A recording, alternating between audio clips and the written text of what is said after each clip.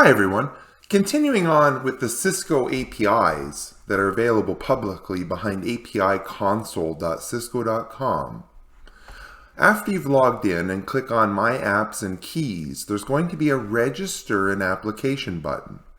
And what you've seen so far are things like the PCERT, Open Vulnerability, and you've also seen the Recommended Release, Software Suggestions.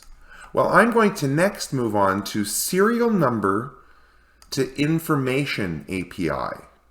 So when we register this and give it a name, it will give us back a username and meaning a key and what's known as a client secret.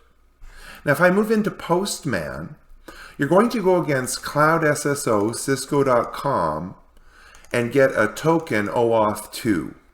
You provide it your client credentials key and the client secret, and you'll get back a token.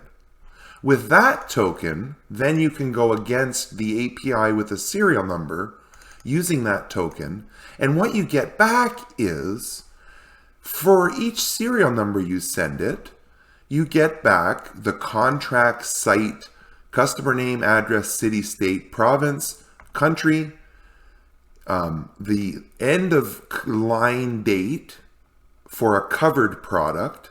This product is not under contract. It is not covered.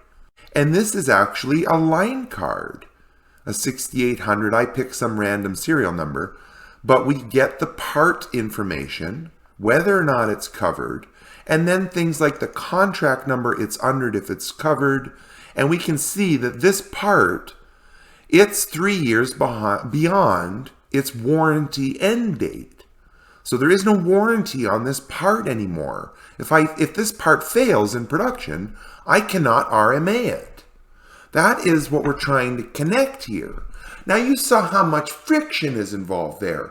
Register the app, get a token, all this stuff. What I'm hoping to do is, beyond the register an app section, is take your key and your client secret, register them in Merlin, click a button, and it will go get every part in your network and tell you the contractual state.